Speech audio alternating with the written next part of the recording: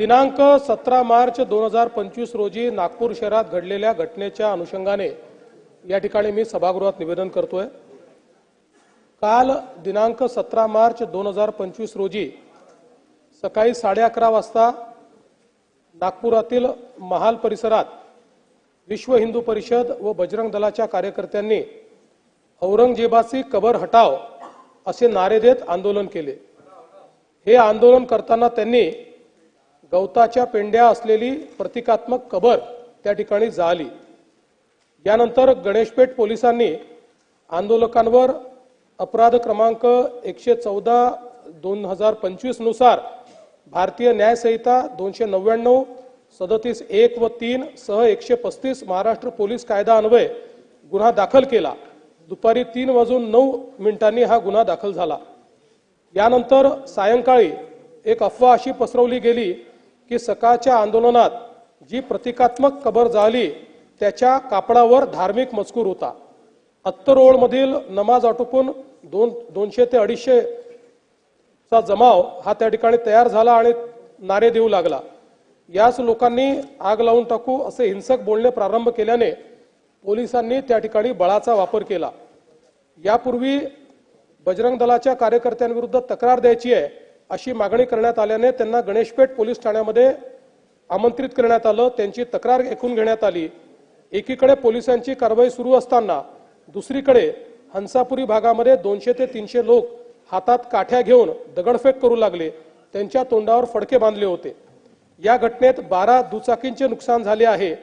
या घटनेमध्ये काही लोकांवर घातक शस्त्राने हल्ला करण्यात आलेला आहे। तिसरी घटना भालदारपुरा भागात सायंकाळी 7:30 वाजता झाली। 80 ते 100 लोकांचा जमाव तिथे होता।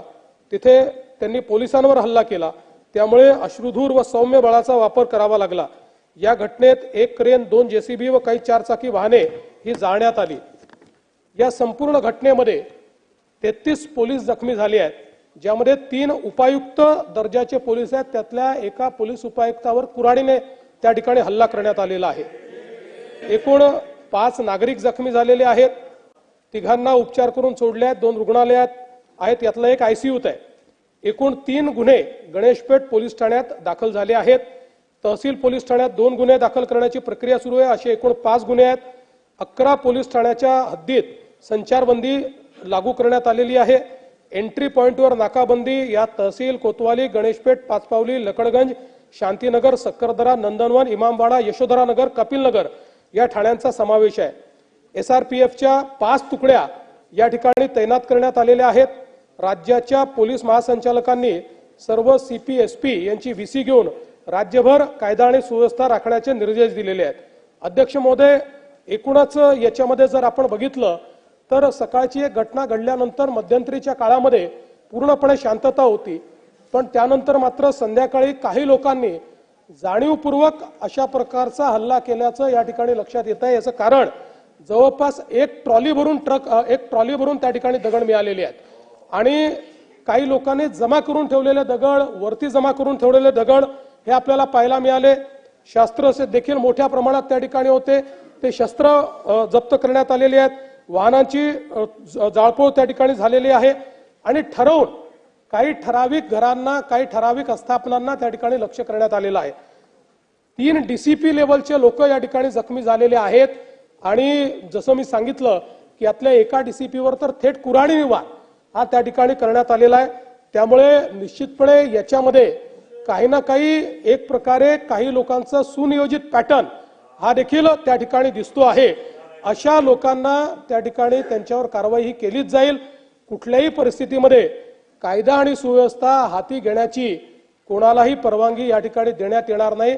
आणि मी एक गोष्ट स्पष्टपणे सांगतो, पोलिसांवर ज्यांनी हल्ला केला असेल त्यांना काय झालं तरी सोडलं जाणार नाही। पोलिसांवरचा हल्ला सहन केला जाणार नाही। पोलीस शांतता प्रस्थापित करत होते, अशा वेळी पोलिसांवर केलेला हल्ला अतिशय चुकीचा आहे। अध्यक्ष महोदय, खरं म्हणजे महाराष्ट्रामध्ये कायदा आणि सुव्यवस्था राखणं, शांतता राखणं आपल्या सगळ्यांची जबाबदारी आहे। मी नागपुरातली जनता असेल, महाराष्ट्रातली जनता असेल, या सर्व जनतेला ही विनंती करू इच्छितो की सर्व समाजांचे धार्मिक सण हे या कालावधीमध्ये चाललेले आहेत। अशा या सगळ्या परिस्थितीमध्ये सगळ्यांनी संयम ठेवला पाहिजे, कोणीही संयम सोडू नये। आपल्याला कायदा आणि सुव्यवस्था आणि शांतता कशी राखता येईल, एकमेकाच्या प्रति आदरभाव कसा राखता येईल, अशा प्रकारचा प्रयत्न हा सर्वांनी करावा, अशा प्रकारची या निमित्ताने मी अपील करतो। खरं म्हणजे आज महाराष्ट्रामध्ये विशेषतः म्हणजे मी कुठल्या सिनेमाला दोष देत नाहीये, खरं म्हणजे छावा या चित्रपटाने छत्रपती संभाजी महाराजांचा खरा इतिहास आपल्या समोर आणला, पण त्यानंतर राज्यामध्ये लोकांच्या भावना देखील खूप मोठ्या प्रमाणात त्या ठिकाणी एक प्रकारे प्रज्वलित झालेल्या आहेत।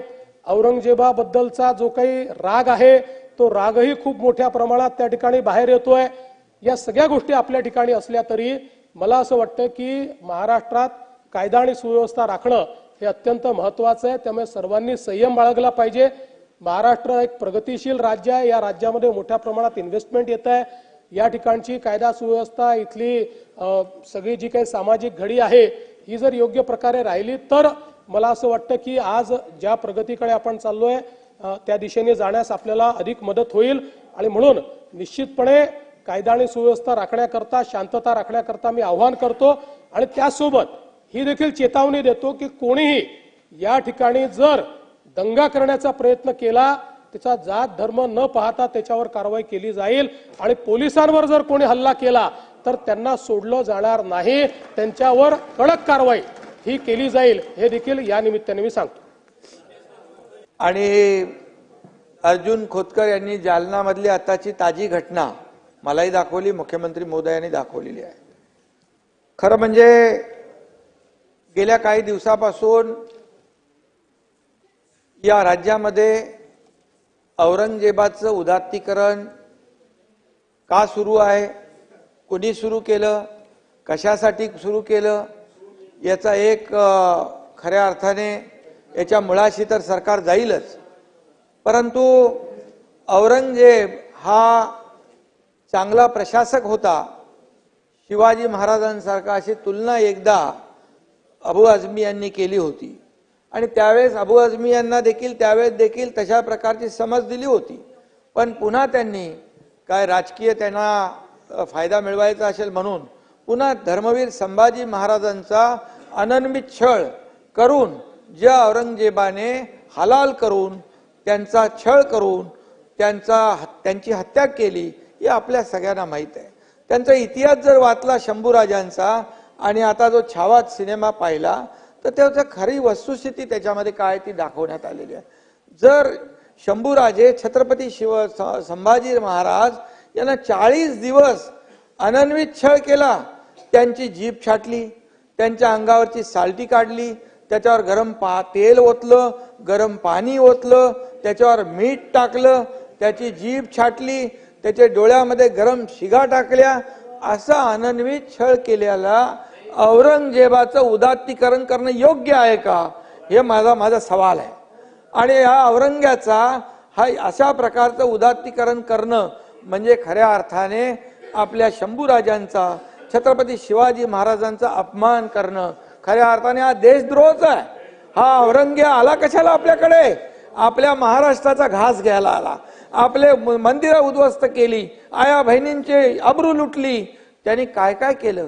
शंभूराजे भेट सापडत नव्हते तेव्हा निष्पाप लोकांचे बळी घेतले, रक्ताचे पाट वाहिले, हा सगळा इतिहास आहे।